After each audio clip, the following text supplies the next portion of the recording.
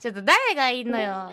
これ結局誰が何やるの？クリスマスにフルパラングって書くのやめな、せなちゃん。ソロだから。ソロじゃん。ねえ、なんでそういうこと言うの？結局誰とやるの？いや、行きたいんですけどね、行けないんですよね。カジュアルなら行けるんですけど。一番最初に小柄トトさんが来てくれた。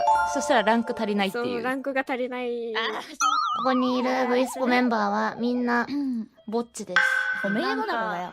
抜けていい抜けていい？ぼっちやん。セナさんのゲーム募集ちょっと見てみましょうかね。クリスマスにぼっち寂しい女です。勝手に仲間意識持たないでほしい。待って、でもクリぼっちの方連絡くださいって書いてあるってことは連絡したやつクリぼっちしようってことですか？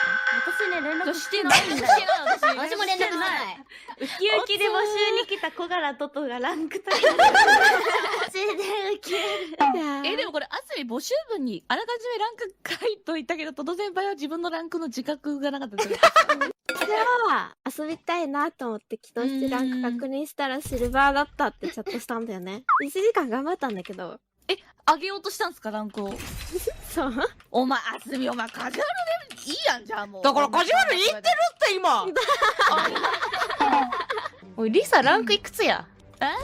ランクいくつや？だから組めない、ごめん。お前強すぎやろ。一番うまいよ。スター行こうよ。いいよ、いいよ、いいよ。いいよ、ライブ2来て。行かないよ。私バックなーい。なんやバック。クリスマスプレゼントくれるって言ったよ。自分で作ってよ。トト先輩あげてよ。くれくれくれ。なんか最近スーちゃんだだっこほらあるぞ。いやもう取っとくれたからいらん。よなんなん？ーし、じゃあそれはこの辺で。ありがとね。来てくれて。お疲れバイバーイ。バイバーイ。あ、せなちゃん？はいはい。うわ絶対オリンパスじゃん。やったオリンポス好きなんですか？ー。オリンパス綺麗じゃない？めっちゃ好き。いや、綺麗だね。で、トト先輩なんか綺麗だよ。